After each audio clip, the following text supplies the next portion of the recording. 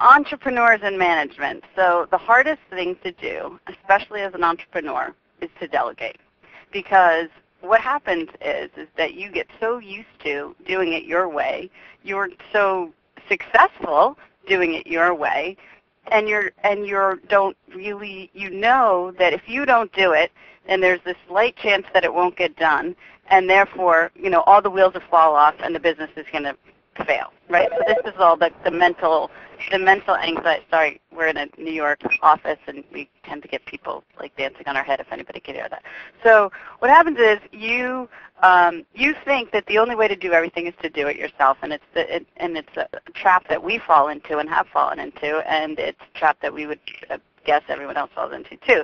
But the thing is, you may be able to do everything, but you certainly can't do everything well when you run out of time. What happens is you're not, as a manager, if you're trying to do everything yourself, which falls into something we'll talk about a little bit later, which is micromanaging. But if you try to do everything yourself, then you're really not freeing yourself up to do the important things that only you can do. And those things usually are involved the future of the business.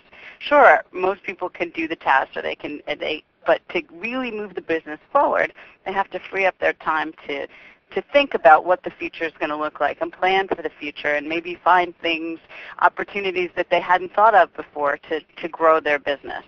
And the other thing is when you sort of support your team and teach your team and put things on their plate that are once on your plate, then they get to grow and they will bring you opportunities and they will start adding back value to you that you never even knew was an option. You may think you knew things the best way to do it, but if you delegate it down and say, okay, this is how I've done it, we want you to make it yours, and then they come up with a way that's maybe faster, more efficient, or works for them, and then it's off your plate and you don't have to worry about it anymore. Okay, so here's another poll. Do you consider yourself a micromanager? Wow. Yeah. That's something that you really have to work at, not being a micromanager when you run your own business. It's so true. Okay, so that's pretty good. I'm so proud of everybody. Yeah. I'm sure everyone would say, absolutely. Now I'm feeling People are voting. Everybody's not voting yet. We want to hear from, wait, maybe I can, can I vote? Does it register my vote? Now I'm feeling like a micromanager. Okay, so let's hop into why it's absolutely essential that you do delegate. Okay, so even if you work for a small business, as a manager, the reality is that even if you want to, you can't do everything yourself. There's only so many hours in the day, and as you get more senior, you're actually worth a lot of money per hour, so you're going to cost the business money if you don't take stuff off your plate. And the second thing is, if you hire well, your employees should offer the skills that complement yours. So like Kim was saying, they're going to start contributing something unique to your business. And that's a real asset, and it's a learning opportunity for you. So those are the first two things you really, really need to do, the essentials of delegation. By the way, the third thing is, Angelo has a question here. He's asking how important is it to have capable people to delegate to? Oh, well, we all know this. It's all about the hiring. Yeah, you absolutely need to have capable people to delegate to. But when we're going to get into this a little later, but when you hire somebody that is capable, there's sort of an unwritten, you're making an agreement with this person that you're going to allow them to do their job and you're going to let them grow.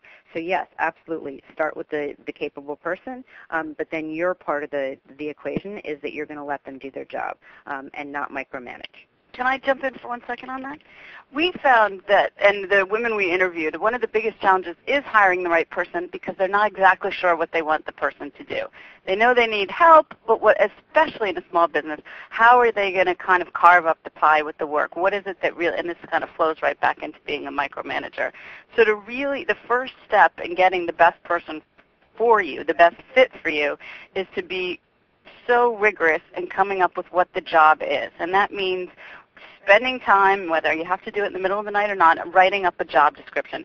Who is the ideal candidate and what are they going to do when they get here? And then that way, when you're interviewing, whether you interview by using a headhunter, or if you want to just put the word out among your network, or if you're going to put an ad in the paper, the more specific understanding of what this role is within the organization, and then the skills that are needed to fill this position doesn't necessarily have to be someone who was doing it before, but they sort of have the skills that you need to maybe what you've decided is that like all the sort of housekeeping, bookkeeping, administrative stuff, that's something that you need to get off your plate.